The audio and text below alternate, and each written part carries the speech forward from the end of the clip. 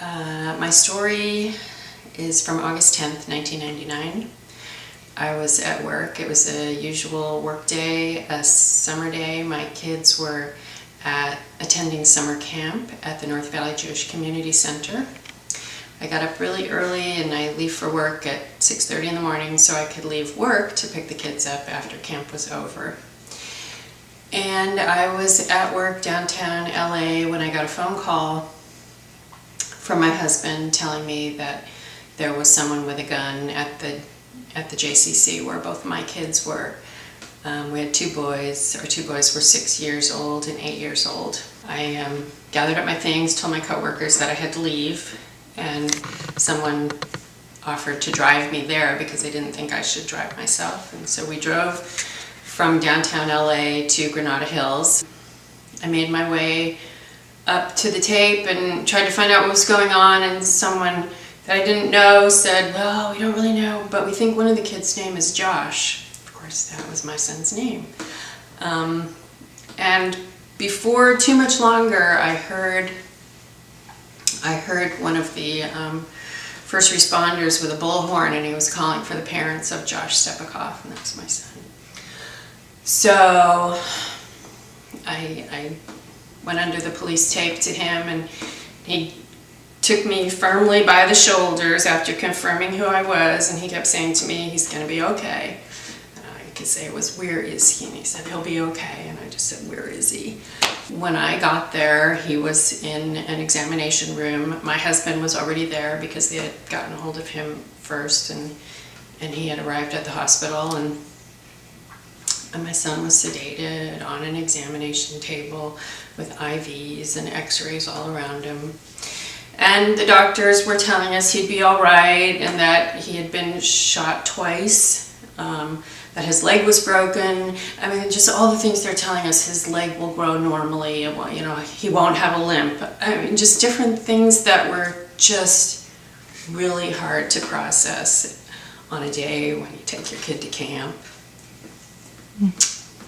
And you think you'll pick them up later and everything's fine.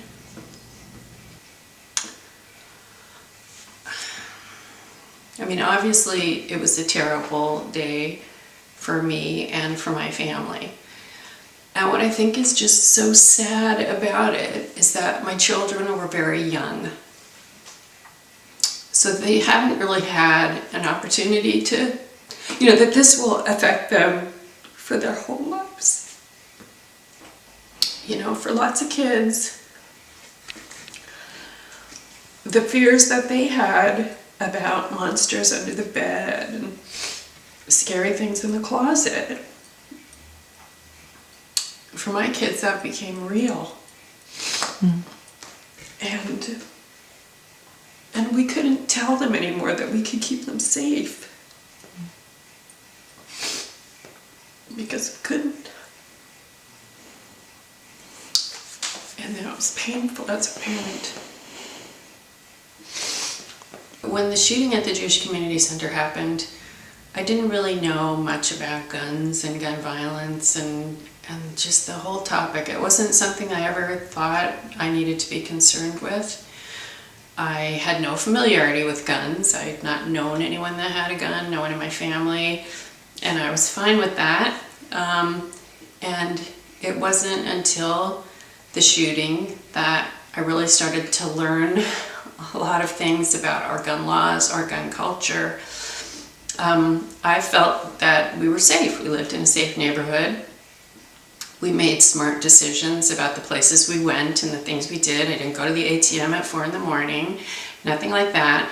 But then, when I think that my children are inside of a day camp at a Jewish community center and someone can shoot them there. There was nothing wrong with our decision to have sent our children to the camp there. There was nothing that could have predicted that this would happen.